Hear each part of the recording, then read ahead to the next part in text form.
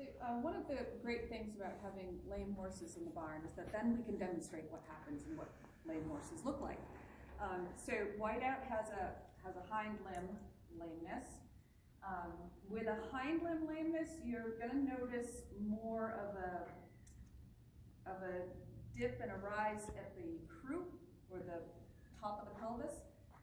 With a front end lameness, you typically get the head bob. It's not 100% foolproof, but that's 99% of the cases, that's how it is. Other things that I would look for is whether she takes the same length of stride with each hind foot.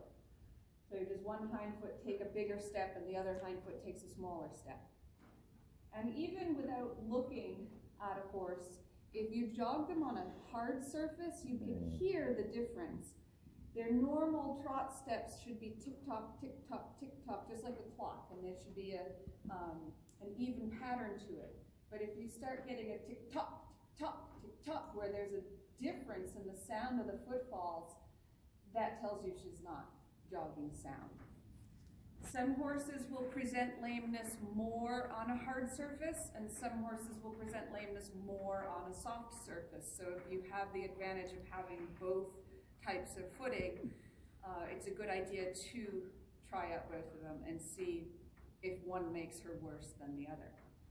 We know whiteout's lame. We're going to take her out into the driveway where the ground is firm, and you'll be able to see clearly where her feet are landing. And hopefully be able to see at the top line, good girl, up in here, how one side will drop, one side will raise significantly more than the other one, so that she doesn't keep this sore leg on the ground as much. We ready to go out? Yeah, let's take her.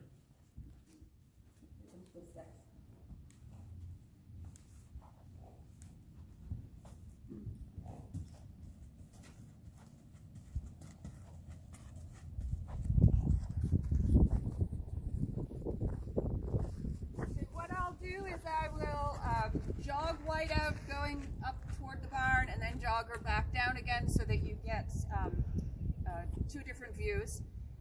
And look for the size of her steps with her hind feet. One leg will reach farther under her body than the other. One leg will stay on the ground longer than the other. And that's when you get the hip hike. And you can, if you can hear it in your video, you would also listen to the sound of the footfalls. I'm just going to circle her around so we can get a running start.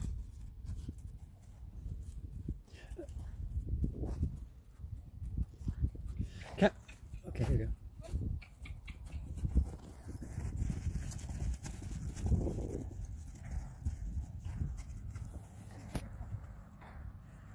She's enjoying her job. She was cantering, actually.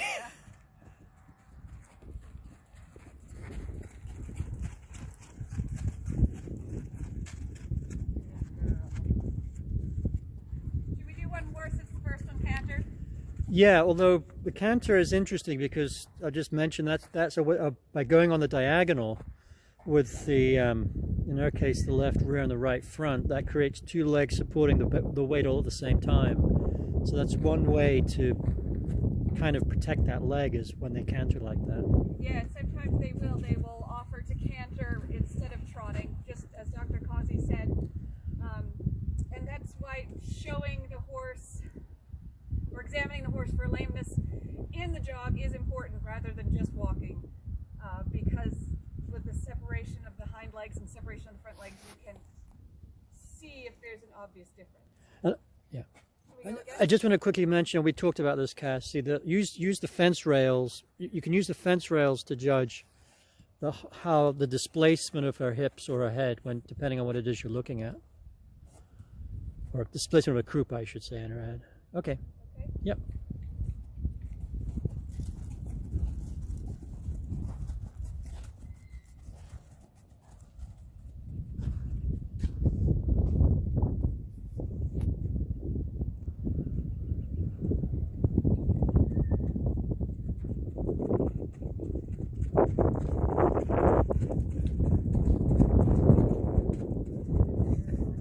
She looks sounder at the pace than at the trot. All right. Yep. Get a trot. Go ahead.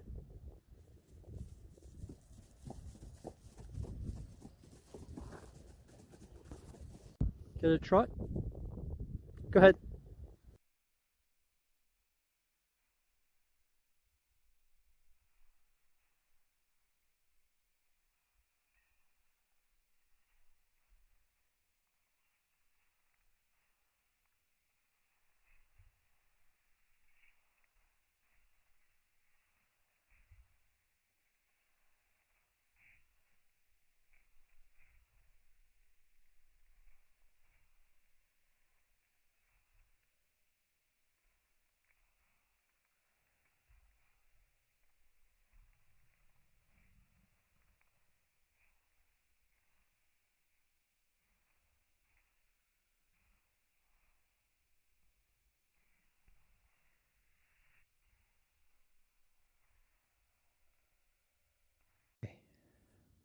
And now we've got our darling Blistex to come out and demonstrate a front end lameness.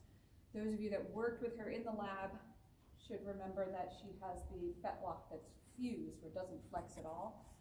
And actually, I might just pick that up and show that. Sure, right? yeah. Oh, on this left front, there's no flexion at all through the fetlock joint. The coffin joint still has movement. There's no movement within the fetlock at all. It's completely fused. So that makes her limp. We'll jog her up and down along the fence line. And now you're looking for the top of her head. And when does it go down? When does it go up?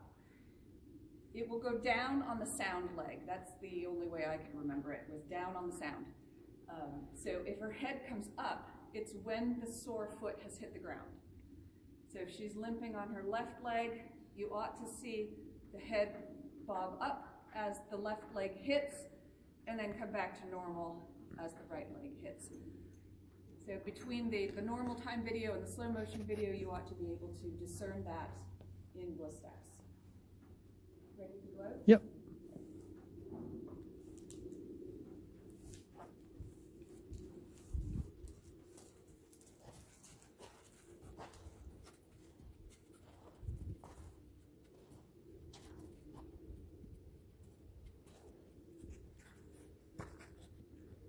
Ready? Yep.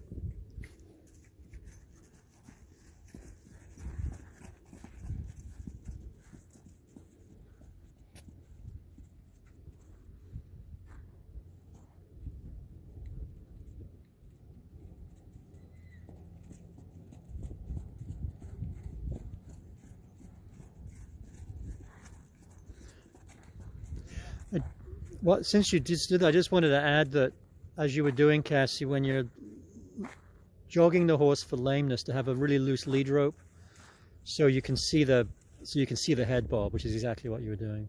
Right. Yeah, you don't want to disguise that at all. Yep. So keep the lead loose so her head will move normally or naturally. All right. Thank you, Blistex. Thank you, Cassie. That's great. Nice loose rein.